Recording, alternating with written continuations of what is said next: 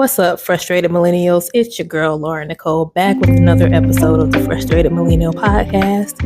And I know in the first podcast episode, I said I was going to be getting into this book, The Dressed Up Pig, but I have a topic on my heart that I really want to delve into today. So let's get into it.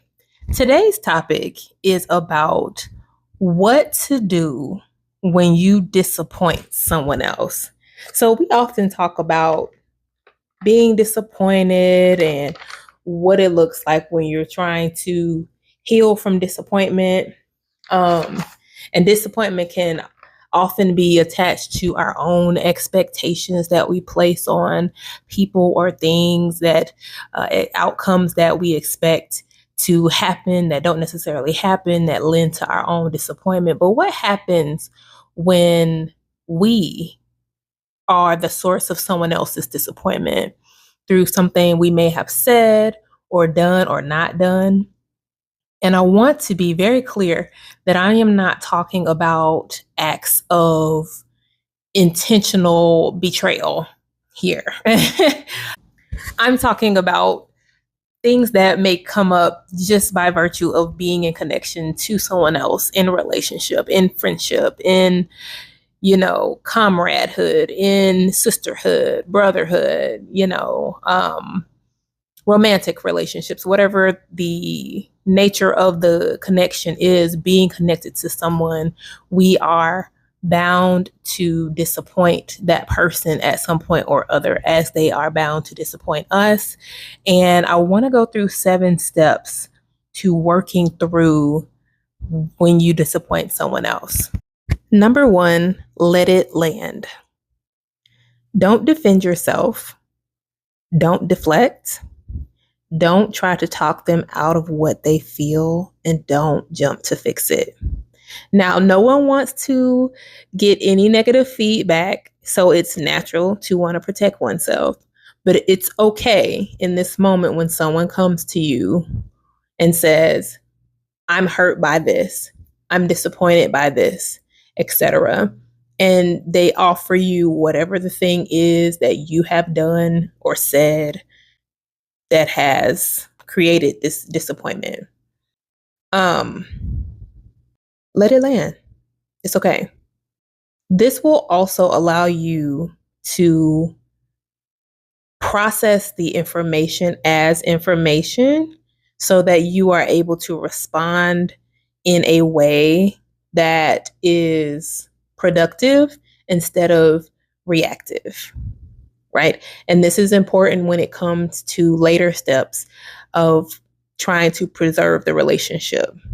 Okay, so we don't want to be reactive. We need to process. And depending on what is being presented to us, we need to listen, right? So step 2 is accept it. Now, hold on. My therapist taught me years ago this idea of radical acceptance, because she kept trying to get me to accept things, and I would be like, no, that's not right. And da-da-da-da-da-da-da. And she taught me that acceptance is not approval. So for you to accept what is does not mean that you agree. Okay? You are accepting that this thing is what it is. Based on what I have been told, this thing that I did or said caused this current rift that has created these feelings. That just is what it is. Okay? They are allowed to feel how they feel. Now, I have an asterisk here because this is important. What someone else feels doesn't mean that something is an accurate reflection of your character, but this is layered, okay? And I also put that it is at this point that if someone is choosing to sit in a view that mischaracterizes you or exposes how they truly feel about you, that you will want to evaluate how you choose, and if you choose to move forward in the relationship, right? And so we'll revisit that thought a little bit later in the conversation. All right. So you've let it land and you've accepted that this information is what it is. The third thing that you want to do is reflect on it. Okay. So it is totally okay to take some time once you've received this information. Again, you want to respond, not react. So you may need to say, hey, I need some time to sit with this and I'll circle back to this. Don't try to force a conversation you're not ready to have, right? Ask yourself the following questions, okay? Is this true? Are parts of this true? What could you have done better or differently? Based on the feedback that you received, could you have done something differently? And I have an asterisk here as well. This is important. This is why acceptance goes first, because it can help us to be more objective at this point. This point is very, very important. Because relationships are two-sided, the answer can sometimes depend on the other person and their expectations. Sometimes the other person gives us a very narrow space to operate within, and anything outside of that becomes a problem, though it may not be inherently bad or disappointing. So you have to know who you're dealing with. Okay? If the answer is no, you couldn't have done differently, refer back to point number 2, acceptance. And even if you feel some guilt, know that you don't have to carry someone else's disappointment. If the answer is yes, what could you have done differently? Similar, but not the same, would you have done differently? Was your behavior true to you? Was it harmful? Was your intent to harm? Do you feel you've been misunderstood? These are questions that you would need to answer for yourself to help you move forward and how you are going to respond in a way that's fruitful or productive. Now, this next question is a bit harsh, but it's important to be honest with yourself. Do you care? How important is it to you to come back from this in the affected relationship? Because if you don't care and it's not particularly important, pretending that you do will only lead to the downfall of the relationship anyway. Resentment will grow and the connection will deteriorate. Now, if you do care, you want to mend things, you want to reconcile, then of course you'd offer sincere apologies and ask what is needed of you differently or moving forward. If you can't meet the request, let it be known. I put another asterisk here that says, unfortunately, you can't stop someone else's growing resentment, even with your best efforts. But if it's important to you, you can try. Step number 4, redeem yourself. Through attempts to meet the person based on what they stated was needed within your capacity. You do not have to abandon yourself in this process.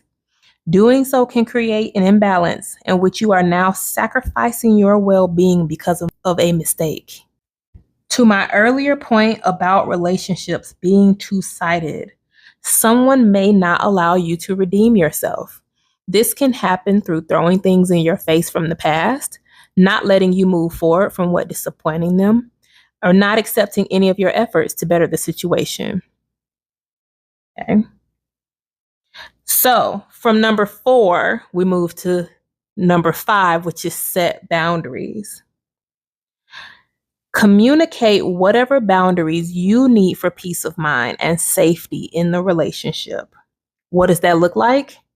You acknowledge the harm you've done. You've apologized. You've made efforts to not repeat or at least improve behaviors, etc. And now you want it to be clear that you won't be held prisoner to that moving forward. We can still be working on this, but I won't be held captive for making mistakes. So an example of this would be that I was working through some childhood things with my mom, And there were some things that I kept going back to in my relationship with her. And it got to a point where I realized I owed her an apology. So when I went back to her and I said, Mom, I came to the realization about some things, and, I'm sorry for revisiting this, holding you to this in this way, because that's not fair. And she accepted my apology, and she offered her apologies, for what was. But then she also let it be known, hey, I don't want to keep revisiting this though. Right. So let's work through this, and let's, move forward from here. And I completely understood and respected that. And we've moved forward, and our relationship has been better than ever. And so she set that boundary, and I respect that, and moving forward, because you can't hold people hostage. Right.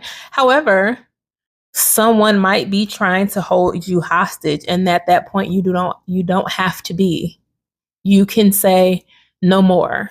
And if they cannot honor that, then you will need to reevaluate the relationship. Which leads me to step 6, to stay or leave. So if all goes well, work it out, friends. Relationships take work. Realistically, though, some reactive wounding may occur in this process. So what I mean by this, as an example, is I deeply hurt one of my former friends that I considered a sister. It was unintentional, but it was harsh, and the timing was terrible. Right. And in her pain, she went for the jugular, which, hey, I'm not knocking. I'm not knocking, because I understand the whole hurt people thing. And it definitely was one of those, like, you're going to feel my pain kind of things. But that was a gut check, because it sobered me up about how she viewed me as a friend at all. So remember my point under acceptance, where I said, in the process of accepting that the other person is allowed to feel how they feel, and what someone else feels doesn't mean that it's an accurate reflection of your character, but it's layered, because at this point you have to sit with, if someone is mischaracterizing you, or if they're using this as an opportunity to expose how they truly feel about you.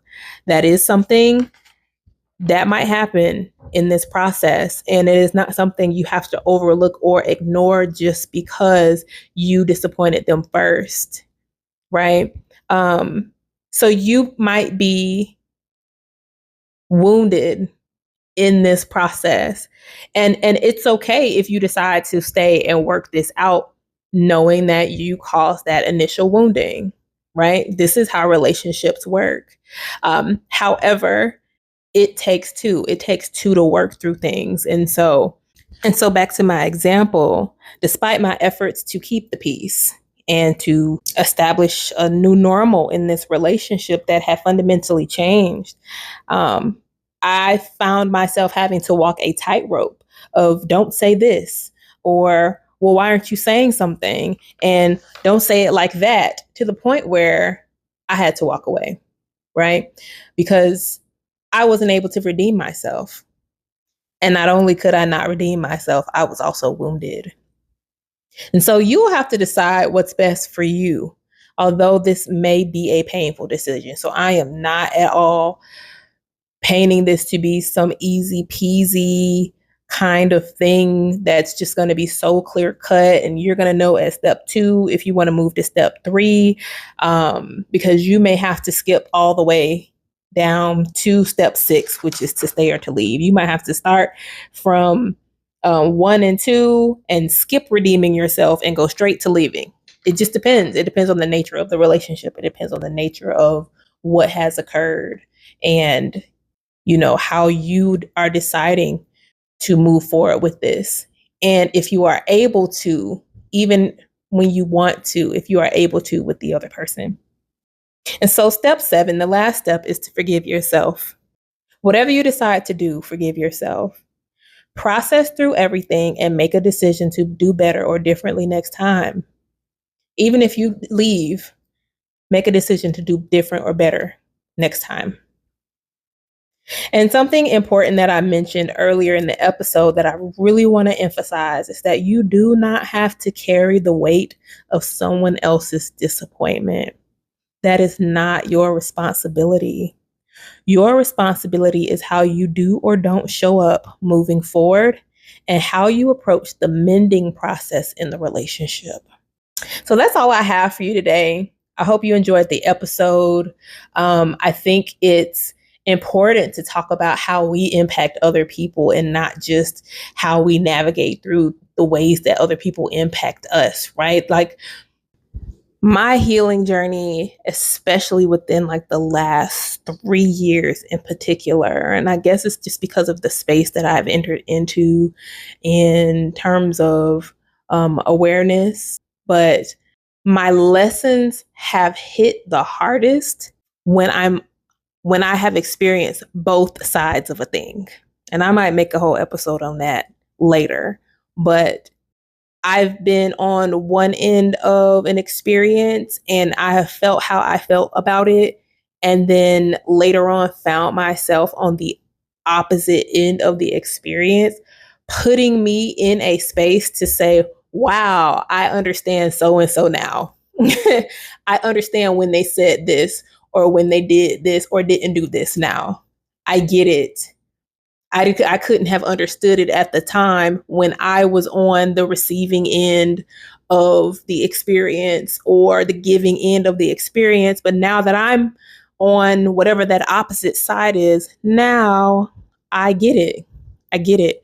And it's such an interesting way to learn, but I'm appreciative of it every time it happens because I feel that it's giving me a much more well-rounded view of not only my own humanity but other people's humanity, and it's easing some of those relational frustrations a bit. Unfortunately, many of these lessons have come on the other side of the end of some of these relationships that are the reference point for the lesson, right? So, I may not be in a space where those relationships were restored, but I now have the tools to work through future relationships in real time in a way that doesn't have to be as detrimental as they were for me to get this understanding, right? And so I share these things with you because I'm hoping that my experiences can help someone somewhere, that maybe you've had some thoughts in your head about some things, or maybe you're dealing with some guilt or some shame. Maybe you're trying to work past this feeling of like, I don't care, or, maybe you're hurt because you hurt someone, or maybe someone disappointed you and you're like not really sure how to move forward with whether or not you want to be in a relationship with that person moving forward or not, right? And so like we all disappoint someone else and we've all been disappointed, and it doesn't feel, just because it's a part of relationships doesn't mean that it feels any better to know that, right? And so how can we navigate through these things in a way where we can come back together, or at least try to?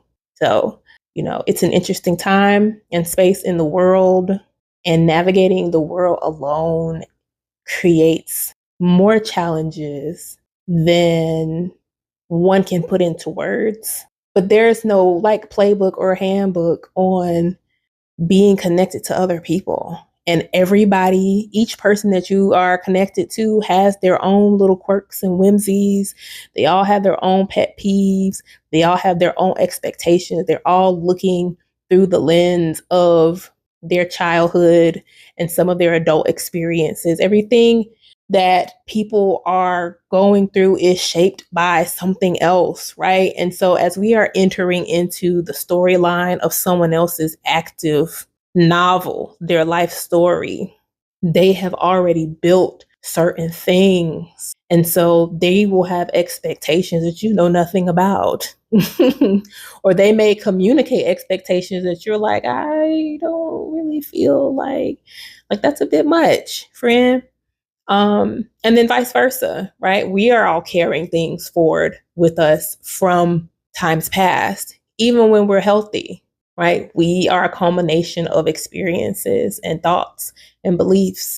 And so I also think this will be another episode about easing the burdens that we place on each other. But at least for now, we can have something of a blueprint for what to do after disappointment strikes. So again, I hope you enjoyed the episode, and leave some feedback, like, comment, share, etc. Feel free to reach out to thefmillennial@gmail.com. And I'll see you in the next episode.